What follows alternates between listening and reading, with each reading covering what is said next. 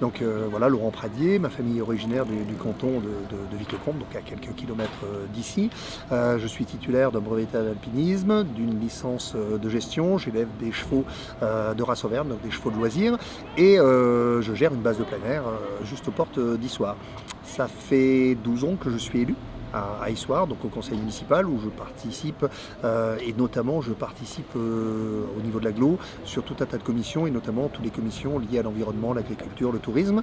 Donc c'est tout naturellement que je me suis orienté vers cette liste, vers cette préoccupation.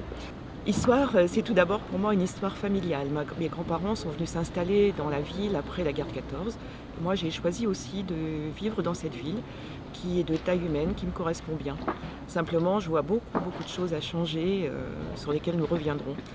Ensuite, c'est une histoire professionnelle. J'ai travaillé pendant 20 ans à Issoire en tant qu'inspectrice des impôts. Et à ce niveau-là aussi, je me suis investie dans l'aide à la création d'entreprises parce que je connais assez bien le tissu économique issoirien.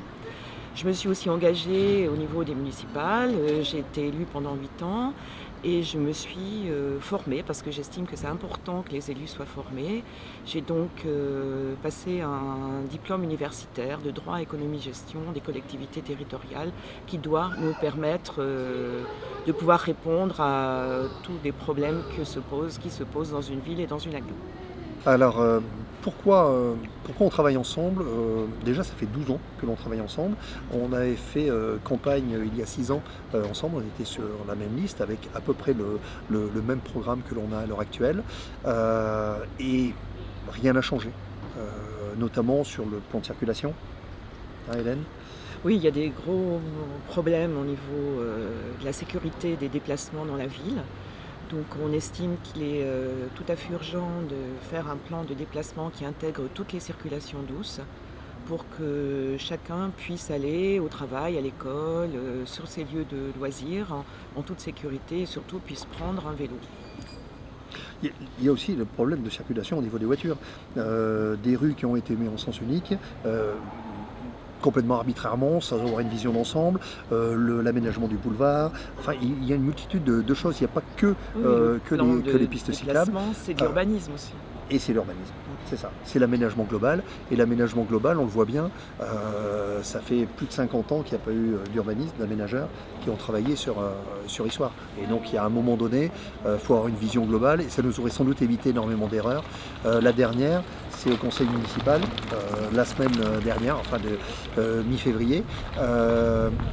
On a vendu 2000 mètres carrés à côté de la gare, sans tenir compte ni de l'étude de transport de l'agglo, ni de l'étude qui est faite par la mairie. Donc c'était vraiment une erreur parce qu'à quelques mois près, on serait peut-être aperçu, et même sans doute, que les 2000 mètres auraient servi pour pouvoir faire ou une gare routière ou un aménagement global pour Issoire.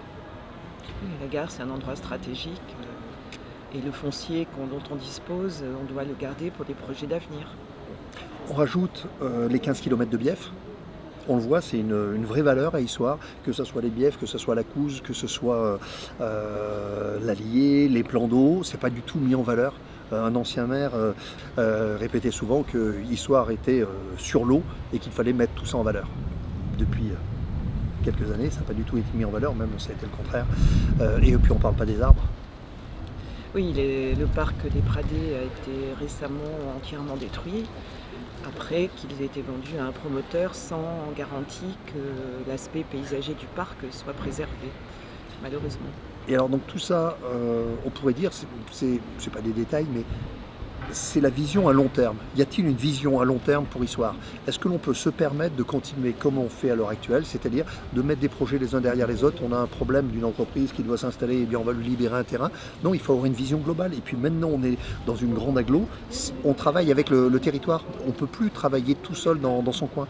Donc il faut impérativement arriver à travailler avec les autres communes dans le cadre de l'agglo, surtout qu'avec toutes les compétences qui ont été transférées, eh bien, maintenant on est complètement dépendant.